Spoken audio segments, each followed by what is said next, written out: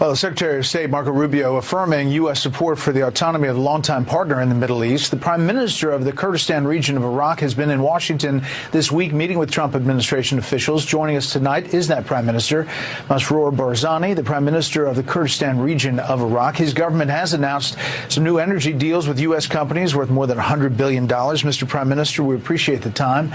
Thanks for joining us. I've mentioned your meetings, several of them, not only the Secretary of State, Secretary of Homeland Security, Secretary of the Interior, and the Energy Secretary, obviously focusing on the U.S. relationship with the Kurdistan region. Well, thank you for having me, Brett. I'm very glad to be back here in Washington. We just wanted to come back here to Washington to express our gratitude and appreciations to President, to the government, the armed forces, and to the American people for their continuous support to us, and also to reiterate our commitment to be U.S. allies, friends, and partners, and also to emphasize on the fact that not only we are good fighters and we fought together against terrorists, but now together with the U.S. and U.S. companies, we can actually build a lot together in that region, which can contribute to peace and prosperity. And these are massive deals. I mean, as you look at the breakdown, it's almost $110 billion, 8 trillion standard cubic feet of natural gas, and 5 trillion standard cubic feet of gas. There's 900 million barrels of oil. But you've got the Iraqi government, the broad Iraqi government, saying the federal government has reservations about these energy deals, agreements signed by you and the Kurdistan region, saying they're basically null and void. How do you respond to that in your neck of the woods? Well, we have the Constitution that actually clearly states what rights Kurdistan region has. Kurdistan does have the right to sign deals, especially on development of the gas and energy sector. We have signed deals in the past, and these two companies have been operating in Kurdistan for the last 15 years. I want to talk about your region. Obviously, the U.S. is lifting sanctions on Syria, formally starting that process today. The Secretary of State said if that hadn't happened, it would become an ISIS playground again. You're in the neighborhood. What is your assessment of Syria and the region now?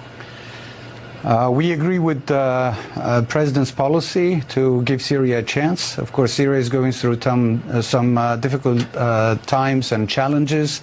The government is not yet in total control of the entire country. There are still pockets of ISIS running around that they need to be contained, monitored, and hopefully with the cooperation of all sides eliminated. And how do you see Iran? They're in the middle of nuclear talks now with the U.S. over its nuclear program.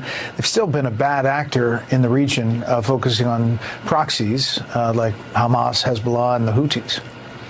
Well, we hope that the talks that currently are underway will lead to some peaceful settlements. We don't want war. Obviously, everybody supports President's vision. We certainly do. We support President's vision of peace, prosperity, economic development, and we hope that these talks will lead to some sort of peaceful results that would respect the rights of everyone. There's some foreign policy experts that look back at the U.S.-Kurdish relationship and think that we, the U.S., left you all hanging a number of times in recent years in Syria, in various fights where you've been fighting terrorists on the ground.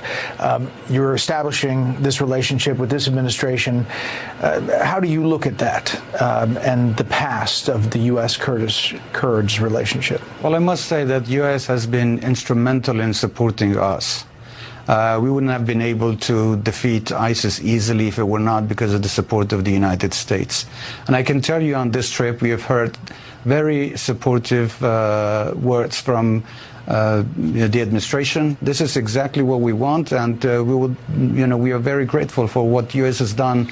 So we hope that U.S. will continue to see us as partners as we are.